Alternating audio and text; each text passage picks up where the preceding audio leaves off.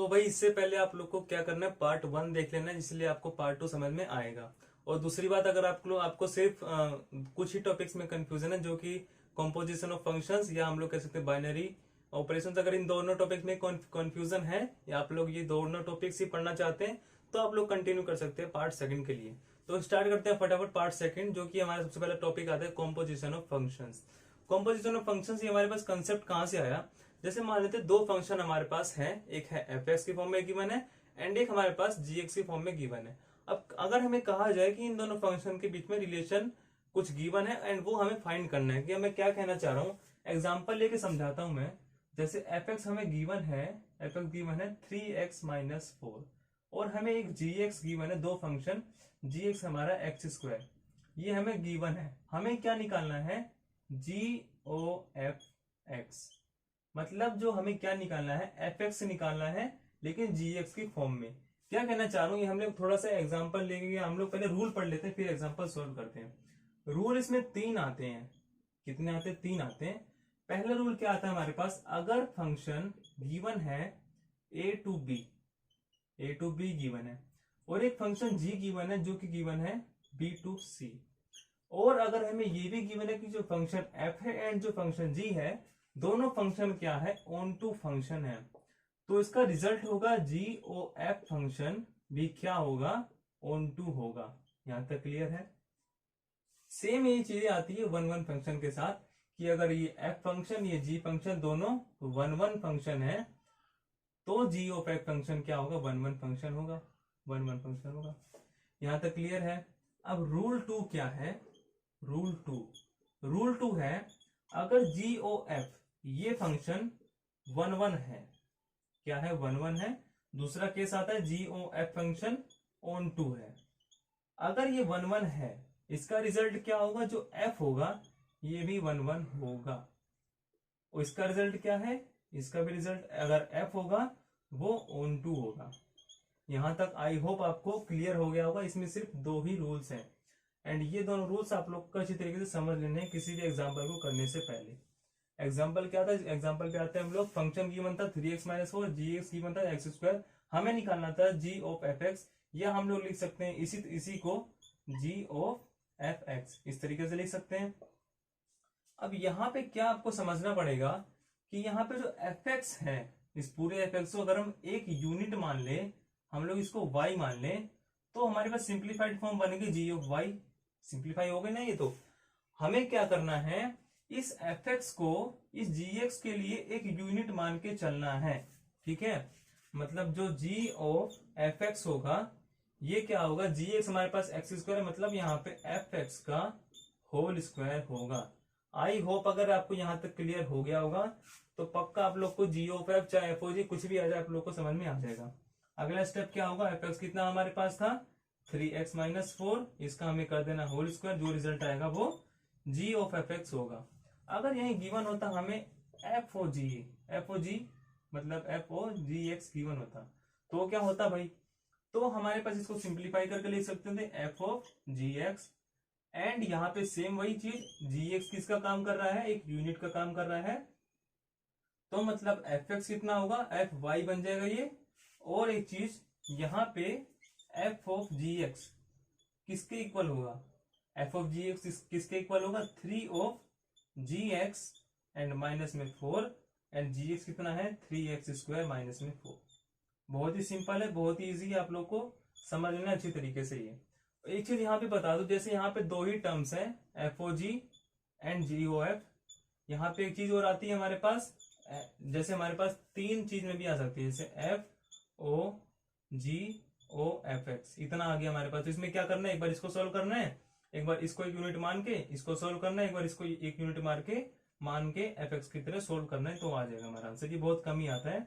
Main क्या focus था, हमें जी ऑफ एफ समझना एंड एफ ऑफ जी समझना। यहां तक क्लियर हो गया ये टॉपिक। एक चीज और आती है यहाँ पे, इनवर्स निकालने के लिए आती है। इनवर्स भी इसी में समझ लेते हैं हम लोग, क्या आती है, इनवर्स ऑफ फंक्शन। इनवर्स क्या है, इनवर्स तो बहुत ही सिंपल है, इनवर्स बहुत ही सिंपल है।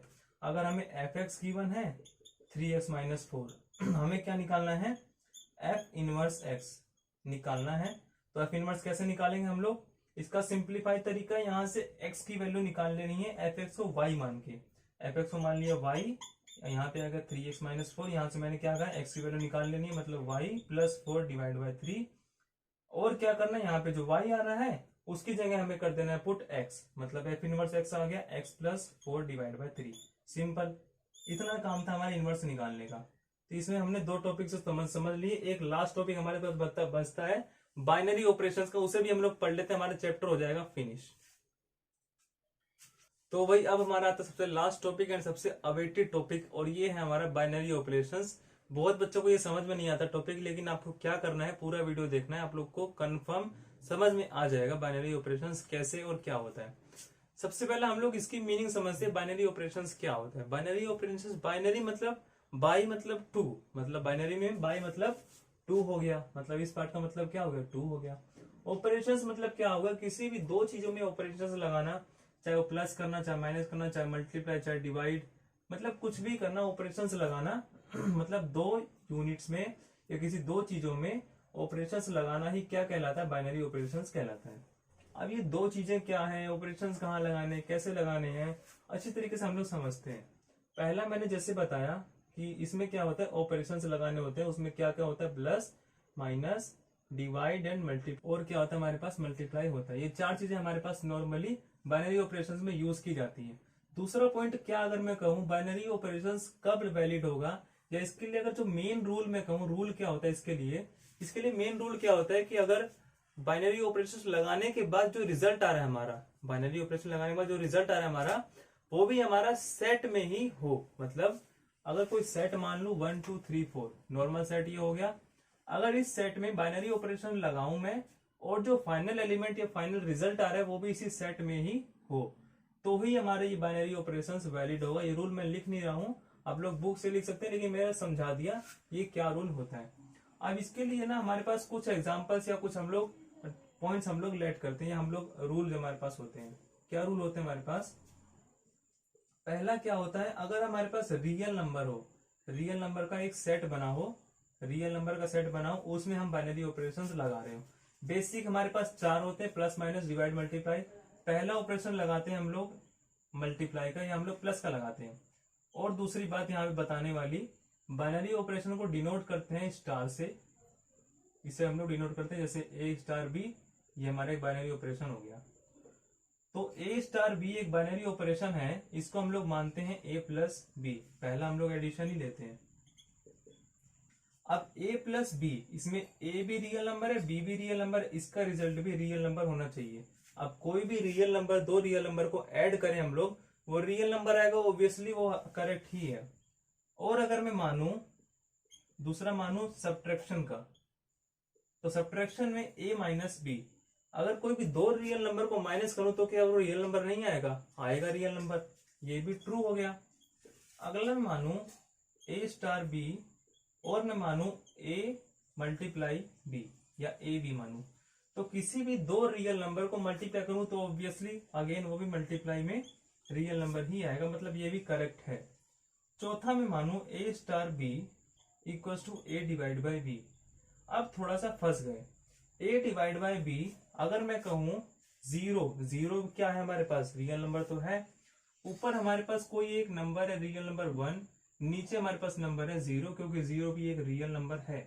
1/0 क्या होता है, इनफाइनाइट होता है, यहाँ पे ये इनकरेक्ट हो गया। मतलब अगर हमारे पास रियल नंबर गिवन है, उसमें अगर मैं डिवाइड का ऑपरेशन लगाऊं, तो बाइनरी ऑपरेशन डिवाइड वाला, ये हो गया मल्टीप्लाई, ये हो गया डिवाइड।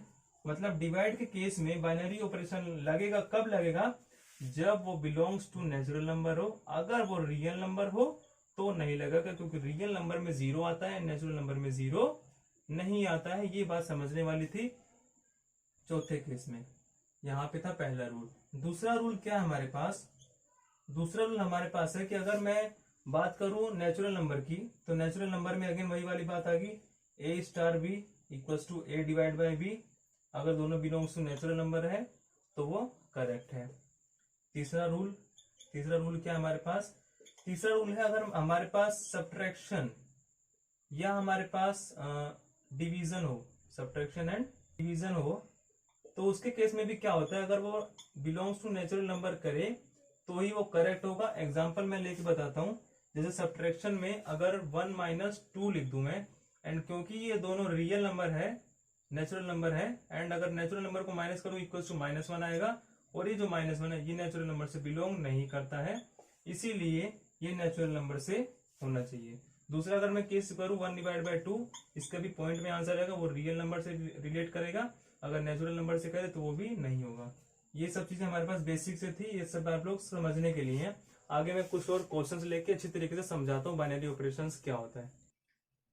अब हमारे पास कुछ प्रॉपर्टीज आती है बाइनरी ऑपरेशंस की। दो प्रॉपर्टीज नॉर्मल है जो कॉमन है, एक कम्यूटेटिव एक एसोसिएटिव। उसके बाद एक एग्जांपल मैंने यहाँ लिख रखा है, वो भी हम लोग इसी में डिस्कस करेंगे। कम्यूटेटिव प्रॉपर्टी क्या होती है? कम्यूटेटिव प्रॉपर्टी आप लोग ने पहले भी पढ़ रखा हो। कम्यूटेटिव प्रॉपर्टी में क्या होता है, इसमें क्या होता है, ए प्लस बी होता है इक्वल बी प्लस ए के। मतलब अगर बी को हम आगे कर दें एंड ए को हम लोग दूसरी साइड कर दें तो क्या वो रिलेशन सही होगा या नहीं होगा, ये हमें चेक करना होता है। अगर मैं कम्यूटेटिव प्रॉपर्टी की बात करूं तो जो एडिशन होता है ए स्टार बी का होता है, वो होता है ए प्लस बी। एंड अगर मैं इसको डिनोट करूं इक्वल टू बी प्लस ए के, तो ये दोनों ट्रू होगा, मतलब कम्यूटेटिव एडिशन में सही होता है। दूसरा आता है हमारे पास क्या, माइनस का होता है। मतलब अगर मैं इसको बी माइनस ए लिखूं तो क्या ए माइनस बी माइनस ए के इक्वल है? नहीं। मतलब कम्यूटेटिव प्रॉपर्टी सब्ट्रैक्शन में, बाइनरी ऑपरेशन में सही नहीं होती। इसी तरीके से तीसरा आता है हमारे पास ए बी का। ए बी में चाहे मैं ए बी से मल्टीप्लाई करूं चाहे मैं बी इंटू ए करूं, दोनों क्या करेक्ट होता है। मतलब वही सेम बात आ गई, कम्यूटेटिव प्रॉपर्टी मल्टीप्लीकेशन में बाइनरी ऑपरेशन लगाए तो वो करेक्ट होता है। चौथा होता है ए डिवाइड बाय बी। अगर मैं ए डिवाइड बाय बी को बी डिवाइड बाय ए लिखूं तो वो करेक्ट नहीं होगा, इसलिए इसमें भी नहीं होता, यहाँ पे ए स्टार बी। इसी तरीके से हमारे पास एक आती है एसोसिएटिव प्रॉपर्टी। कौन सी आती है? Associative property. इसमें क्या होता है हमारे पास, इसमें होता है ए स्टार बी को अगर मैं लिखूं, या हम लोग ऐसे लिखें ए प्लस बी प्लस सी, वो इक्वल होना चाहिए ए प्लस बी के, एंड होना चाहिए प्लस सी के। ये हमारे पास प्रॉपर्टी होती है। इसमें अगर मैं नॉर्मली बताऊं तो इसमें एडिशन में अगर मैं लगाऊं उसमें करेक्ट होगा, एंड में लगाऊं मल्टीप्लीकेशन में, मतलब एडिशन में एंड मल्टीप्लीकेशन में लगाऊं तो वो करेक्ट होगा, और अगर सब्ट्रैक्शन एंड डिवीजन में लगाऊं तो उसमें रॉन्ग होगा। आप लोग एग्जांपल लेके कर सकते हैं, ये काफी सिंपल है। एग्जाम में डायरेक्टली नहीं आएगा, आप लोग को इस क्वेश्चन के थ्रू आएगा। क्वेश्चन क्या हमारे पास, सबसे पहला, अगर हमारे पास जेड प्लस मतलब पॉजिटिव इंटीजर गिवन है, और डिफाइन किया गया स्टार को A star B equal to A minus B. मतलब ए माइनस बी अगर पॉजिटिव इंटीजर ले, हम लोग पॉजिटिव इंटीजर एक लेते हैं 1, एक लेते हैं हम 2, मतलब A minus B, A star B equal to 1 minus 2। 1 minus 2 कितना होता है? -1। क्या वो नेचुरल नंबर है? या हम लोग कह सकते हैं नेचुरल नंबर नहीं, पॉजिटिव इंटीजर। क्या है? पॉजिटिव इंटीजर है?